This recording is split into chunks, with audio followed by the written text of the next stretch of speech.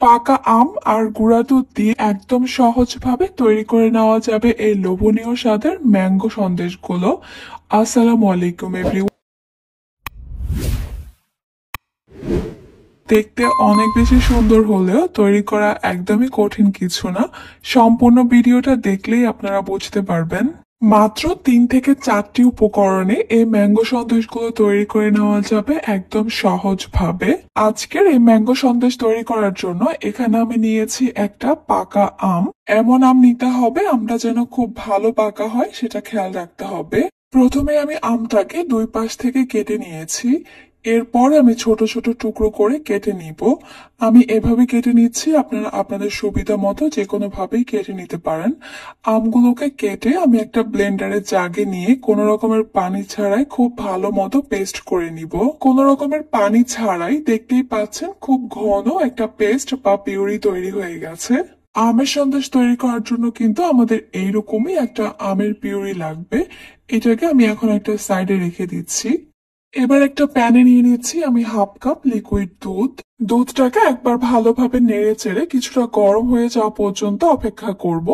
কিছুটা গরম হয়ে গেলে এখানে আমি দিয়ে দিব হাফ কাপ চিনি। চিনির পরিমাণটা আপনারা চাইলে আরো কিছুটা বাড়িয়ে বা কমিয়ে দিতে পারেন আপনাদের টেস্ট অনুযায়ী। চিনিগুলোকে অনবরত নেড়ে চেড়ে ভালোভাবে গলে যাওয়া পর্যন্ত অপেক্ষা করব।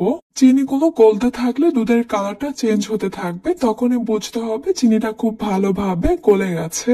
এই মিশ্রণটাকে জাল দিয়ে ঘন করার কোনো দরকার নেই, চিনিটা ভালোভাবে গলে গিয়ে দুধটা ফুটে উঠলেই হবে। এরপর আমি চুলাটাকে একদম লোতে করে দিব। এবার এখানে দিয়ে দিচ্ছি আমি 1.5 কাপ গুঁড়া দুধ। আপনারা চাইলে কিন্তু 1 কাপ গুঁড়া দুধ দিয়েও সন্দেশ তৈরি করতে পারেন। যদি একটু বেশি তৈরি করতে চান তাহলে 1.5 কাপ বা 2 কাপ নিবেন। চুলার হিটটাকে একদমই লোতে রেখে অনবরত নেড়ে চেড়ে এগুলোকে ভালোভাবে মিশিয়ে নিতে হবে। গুঁড়া দুধটা যখন খুব ভালো মতো মিশে যাবে তখন আমি এখানে দিয়ে দিব 1 টেবিল চামচে ঘি। ঘিটা দেওয়ার পর আমি আবারও অনবরত নেড়ে চেড়ে সবকিছুকে মিশিয়ে নিচ্ছি। চুলার হিটটা শুরু থেকে শেষ একদম লোতেই রাখতে হবে, কোনোভাবেই বাড়ানো যাবে না। কিছুক্ষণ মিশিয়ে নেওয়ার পর দেখতেই পারবেন এই মিশ্রণটা আর প্যানের গায়ে লেগে যাচ্ছে না, প্যানের গা ছেড়ে ছেড়ে আসছে। ঠিক তখন আমি এখানে দিয়ে দিব 3 থেকে 4 টেবিল চামচ ম্যাঙ্গো পিউরি বা ব্লেন্ড করে রাখা আমের পেস্টটা। এবার এই সব কিছুকে আমি আবারও খুব ভালোভাবে একসঙ্গে মিশিয়ে নিব। অনবরত নেড়ে চেড়ে কিছুক্ষণ জাল করে নিলেই দেখতে পারবেন এই মিশ্রণটা আবারও প্যানের গা ছেড়ে আসছে। সন্দেশ তৈরি করার জন্য কিন্তু আমাদের এই মিশ্রণটা এখন সম্পূর্ণভাবে তৈরি হয়ে গেছে।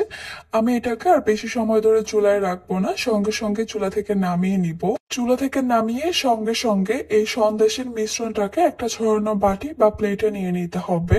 গরম থাকা অবস্থায় সন্দেশের মিশ্রণটাকে আমি 1 থেকে 1.5 মিনিটের মতো খুব ভালো মতো মথে নিচ্ছি।